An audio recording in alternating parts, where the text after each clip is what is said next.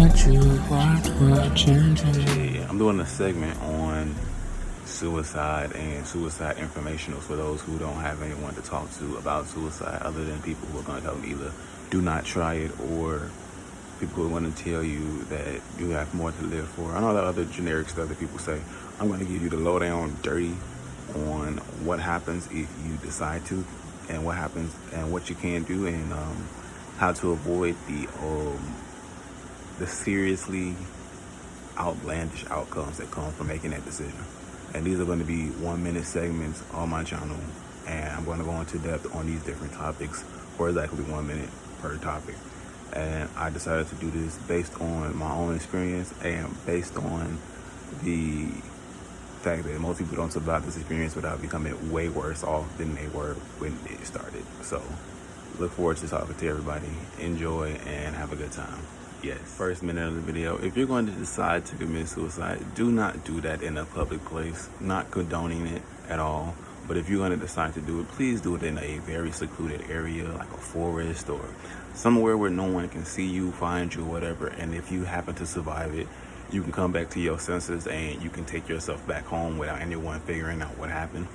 Because if you do this in a public setting, then you are at the behest of everyone around you. You will lose all your rights to your own humanity, and you will be taken in by the community and or the city or state or town that you live in, and your rights will be stripped from you for the moment of time. They have to decide whether or not you are a problem or to decide whether or not you are capable of taking care of yourself. This is something that you do not want to happen, and I will explain more in the next video. Thank you. No, society and life has gotten to you to the point where you decided to take your own life. Well, how did you do it? Was it pills? Was it sliding your wrist open and sitting in a bathtub? Was it hanging yourself? Was it jumping in front of a train? What was it? Either way, if you did this and any of these topics in the city, town, or state that you live in, here's what can happen to you. First, when someone finds you, they're going to call the police. Once the police and paramedics are notified, you have been placed on the list of a person who is dangerous to themselves and others. Yes, others also, because you were able to commit an act towards your own life. You are now chastised as being able to commit acts towards other people's lives. This makes you a target and enemy of the community. That's something that you do not want to be. Secondly, you're going to be hauled off to a hospital to be checked, both psychologically, physically, and mentally. And on the next video, I'll explain what this means. Once you make it to the hospital, you are either going to be contained, meaning restrained, and if you wake up in a very dizzy sense, or if you were already there and you start to get aggressive in any way because you feel like you're not being listened to, you will be sedated. Upon being sedated, you will be at the behest, again, of the people around you, which would be the hospital, the state, whoever's with you, the police, security, hospital workers, everything. In this state, you will be violated. I'm just going to be honest with you. If you go to the hospital in this state and you get sedated, you will be violated by staff and anyone else. Yes, that means sexually and also means physically. You will be violated because you have lost all your human rights by trying to commit the act of suicide. And people will take full-on advantage of the fact that you have no rights and no one's going to listen to you because they're going to assume that you're crazy.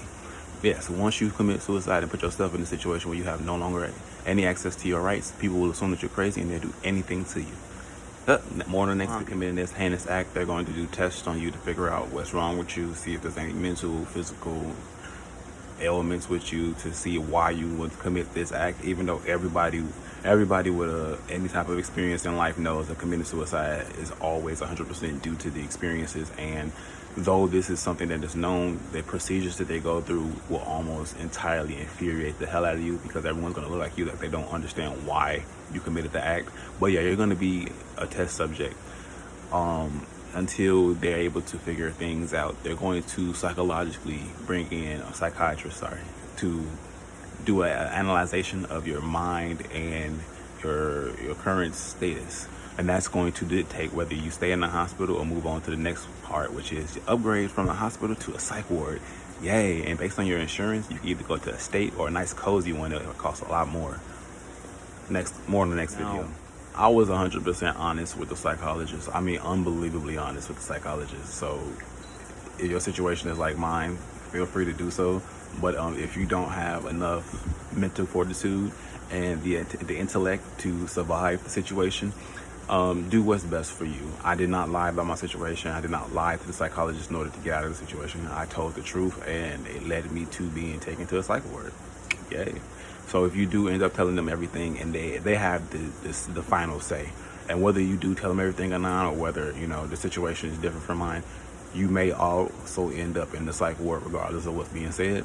But from this point on, like I said, you are under their behest. You do not have any control over your life. Your free will, your civil liberties and everything are currently stripped from you, like you're temporarily just some random piece of object, and people will treat you like a piece of object. Hope you're not thick. Hope you're not beautiful. Papers that you sign, please sign them without prejudice. Please sign them under duress, because you're signing all of this stuff, and you need to be very clear to pay attention to what people are saying. Please do not allow yourself to get sedated. If you get sedated, it makes the process even harder. Pay attention, stay alert, do not fall asleep, and speak on your rights and liberties at every point. Even if you feel like, or even if they continue to tell you that you're a danger to yourself and others, and you have no civil rights and liberties, and you have given all those things up by committing suicide, stay on site with your freedoms, liberties, rights, and know your laws. Please, if you do not do this, they will take full-on advantage of you, and you'll get lost in the system, and people will forget you even exist. And yes, this will happen to you. Read, learn your laws, learn how to sign things properly so that you cannot be used, and make sure that you have and defend every right that you have at your disposal, and learn those policies. Read, read, read. Now, if you are already on your route to the psych ward, here's what's going to happen when you get there. You're going to be stripped of all your belongings. If you aren't already stripped at the hospital, they're going to give you your belongings and take them with you, but you can't have access to them. You're going to be stripped of all your belongings, placed in a robe, and you're going to be sat in front of people who are going to analyze your body, write down everything that they see, and you're going to be pretty much embarrassed, exposed in front of strangers. Afterwards, they're going to ask you to sign a paper. This paper is going to, if they actually sign this, they're going to actually sign a paper. This paper is saying that you are voluntarily admitting yourself. Before that, have a conversation with those people, draw that conversation out. See if they are going to slip up, because you are, at that moment, depending on what the psychologist says, you have a choice to leave and go home once you're there. More on part 2. Once you are at that table with them, looking over that paper on whether or not you should be in the psych ward, they're going to tell you that you should sign it. You have to voluntarily commit yourself. If you don't sign it, they're going to take you in involuntarily. Here's the difference between the two. If you go in voluntarily, after 5 days, you have the right to demand that you be released. If you don't sign it voluntarily and you're brought in against your will, you have to stay there indefinitely until you are proven to be no longer an issue. That's something you do not want, and I'm going to explain the rest about those two in the next video. But this is what you're going to want to do. If you are forced to sign that paper, you want to make sure that you're signing that paper under duress. You want to make sure that you're signing it like you're being forced to sign it, because if you do not, no one's going to know that you were forced to sign it and that you weren't allowed the liberty to leave of your own volition once you got there. This is important, because if you don't utilize this, this is going to be a reprimand to yourself. Between going in voluntarily and involuntarily is, like this. Voluntarily, you can leave within 5 days. All the paperwork that they give you, including the paperwork that they make you sign, sit and read no matter how much they rush you. Do not allow them to rush you, and let them know, I understand where you're coming from. I understand what you're saying. Allow me to read this paperwork, because like I said, if I'm signing the contract, I must be able to read and understand what is being said to me, and I want to have a full understanding of what I'm going to have to go through on my stay here. I understand what you're saying. I'm not refuting to sign the paper. I'm simply reading it first, so I have an understanding of what it is that you're making me sign, because if you make me sign something without letting me read it, I can come back and sue you. And you can. You can. Remember their names, remember their faces. You can. If you go in involuntarily, none of that matters. They're going to take you against your will, and you'll be stuck there. So it's really good to make sure you pay attention to your paperwork and you read everything. That is the most important thing you can do once you get there. More in the next video. Like I said, when you're in this situation, people will take advantage of you. You no longer have any rights once you're in this situation. They will not treat you like a human being. They will treat you like an object. And no one's going to know or care what's going on to you while you're in those situations, whether you're in the hospital or in a psych ward. Isn't that fun? It's really fun. Once you get done signing that paper and they throw you out in your garb, You're going to maybe receive your clothes back, but not everything. So if your clothing isn't something comfortable or something that you can keep yourself secure and contained in, you're going to have an issue. They're going to take away drawstrings and shoelaces from everything that you have on. And they're going to give it back to you. Not like prison where they cut it up and you don't get used to it. They're going to give everything back to you as far as whatever you wore. If no one is able to bring you any clothing, you're going to be stuck in whatever you have to wear consistently every day for the same day over and over again. Fun. They're going to provide something depending on the place, but, you know, you'll get while you're there, please secure yourself.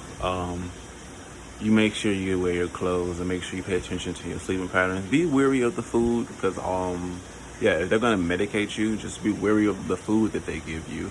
Not to make you paranoid, but just be careful. You're going to want to take a stance. You're going to fight your rights and fight for your rights, and you're going to want to not stand off. Do not have a fight. Do not get aggressive. Be peaceful, be patient, read, learn, analyze, find out all the rules, and make sure that while you're there, you're constantly studying the policies, you're constantly studying whatever paperwork you get, keep up with it, do not lose it, and be careful with speaking to others unless you're talking about helping them. Just make sure you focus on helping people get out and make sure you focus on helping yourself get out. This would be a key thing to surviving in there because a lot of people are hopeless, despairing, and misery loves company. Remember, you are allowed to complete a form that says that if you voluntarily admit yourself, you're allowed to complete a form that says you are willing to be released within 5 days. If they fight you on it, they'll have to take you to court. Anytime between that time, within that 5 days, they have to release you. And you can do that the first day you get there because it's not going to initiate until 5 days later. So you can get there, write that form out, give them that form, and wait. But if they're intent on keeping you there or they're intent on making sure you don't leave without being medicated, learn all of your rights, fight for your rights, but fight for it non-aggressively. You won't have to do this 100% the Martin Luther King way. I'm saying you're going to have to fight them like Michael Jackson, and you're going to have to do it in a hee-hee fashion without making any type of fuss. Because if you do, they're going to use that against you. You have to do it non-aggressive and with a verbal tone that complies with a simple, soft nature. If you don't, they will use that against you. While in there, note that it's best to make friends, share your food. They're going to tell you not to share your food with people. Depending on how strict they are, give your food to anyone who wants it. If someone asks for it, toss it over. If someone looks at it, say go ahead. Share your food with people. Try your best not to eat. If you're big or heavy set or if you got enough, whatever, fast. I suggest you fast while you're in there. It'll give you clarity and peace of mind. You may feel weak for the first day and a half, but after a while, whatever's in your system, if you're not super skinny and frail, you'll be fine. But when you leave, you'll be super skinny and frail. So take that for what it is. Again, just giving my feedback based on my experiences. I survived the situation without having to be medicated, and I also survived the situation by fasting for about 9 days. So don't judge me. Don't try to replicate it if you can't. And then, yes, it did happen. No, I don't have much proof because the people in there are still in there, and the people that aren't in there don't probably remember me. So while you're in there, you're going to have meetings with psychiatrists, you're going to have meetings with doctors, and you're going to have meetings with the psychologists, doctors, and whoever else who's there. They're going to sit and talk with you. They're going to watch you. You're going to be watched for days. They're going to watch you while you sleep. They're going to watch you see when you sleep. They're going to check everything. They're going to watch everything and notate everything in order to have a complete documentation on your behavior patterns to see what it is that may be causing the issue outside of, life, turmoil, tragedies, all those other things that have a good correlating factor to why people will commit suicide or try to commit suicide. They're going to look for any obscure reason to blame you for it so that they can subjugate you to medication. Do your best to find some type of peace in the situation and secure yourself, because you don't know who you're in there with. So it's best to just be kind. If you're not naturally kind, Godspeed to you. But if you are naturally kind, just be kind to everyone. Don't be a pushover, but be kind, be understanding, and try your best to help everyone else, because trying to help everyone else will also get you kicked out quicker. Don't do it in an aggressive way, and be kind about it and be patient. Because if you do try to help other people get out, they will try to single you out. They will try to put you in solitude, and they will notice that, and they may want to get you out quicker. If they do want to get you out quicker because you're helping people, Do not accept any medication. Do not get bullied into being put on medication. It's for your own. It's for your own good that you try to your best not to allow that to happen. These situations are very crucial because the people in there, as long as they like you, they ain't gonna mess with you. And trust me, it's a good thing to have people on your side, but not in your business. Again, I'm gonna say this again for those who may be not listening. If you are placed in this circumstance, you will be sexually abused. Is it a possibility? Yes. Is it always a guarantee? Not 100%. But you will be sexually abused. The moment you lose your rights and liberties as a human being, you are made an easy victim for the predators that work in these environments. Not just the drug dealers that masquerade as psychologists and pharmacists, but also the attendants who work in there to oversee people and oversee you as a resident. You will be at the behest of people who, when you fall asleep, can walk into your room, who can, when you are sedated, can watch over your body with no reprimanding and no acknowledgement of their behaviors and actions. Because if it's not documented, it did not happen. And anything that you say while you're there and until you're proven not crazy will not be taken into consideration. So the most dangerous thing about committing suicide isn't the act of trying to take your life, or isn't the repercussions of trying to take your life. It's the after effects of the people who may come to assist you to see why it is that you're having an issue. And those people may not have your best interest in mind, because you will be taken into a situation where you become more victimized than whatever caused you to try to hurt yourself. And that can drive people a little bit more insane, especially sitting inside of a place where there's no nothing. You know what time it is, maybe. You have a TV, maybe. You have a radio, maybe. You're basically sitting inside a retirement home while you're waiting for people to approve your sanity and allow you to be free again. It's like being in jail on Monopoly, but worse. It's not jail. It's worse. It's worse. You don't know what to expect there. These are my videos about suicide. Like I said, if you decide to do it in a place where no one can see you or find you. And if you happen to survive from it, cool. If you don't, you got your reward. Now, I'm not condoning it whatsoever. I'm just saying, if you're going to do it, do not do it around civilians. Do not do it around society. Do not do it in a public place. Do not do it in the city. Do not do it in your home. Do not do it at your job. Do not do it in public whatsoever. That's why the people in Japan, when they do it, they go into the forest and they do it in the forest. They do not do it in public, because they know if they do not, and if they cannot succeed, that they will become a piece of meat that will be transferred into a hospitalized situation where they'll be drugged and forced to be a zombie for the rest of their lives. Do not do that to yourself. And if you're having a hard time, do not seek help in the way that will get you locked up or medicated. Seek help in the way where you can heal yourself on your own and find ways to find peace without medicating yourself and drugging yourself and losing all your benefits. Don't lose your benefits. I didn't think this would be so short, but that's all I had to say, so cool. Thank you for watching. These have been my shorts about, how committing suicide, if you're not successful, could be a very, very strange event. And I love you all, and I hope you have a good time. I cannot stretch this video out too much. I'm gonna have to make it 1 minute. So yeah, my experience, I got out of it without being medicated. I got out of it without being too detrimentally taken advantage of, thankfully. If you fast, it's easier to stay awake at night because you're too hungry to sleep. If you drink a lot of water, it's easier to stay up, but I personally couldn't drink too much water because it was tap water, and Illinois tap water is lake water from Michigan, and if you know how that tastes just from swimming in it, you know it's not delicious. But yeah, love y'all, and thank you for letting me talk. Goodbye.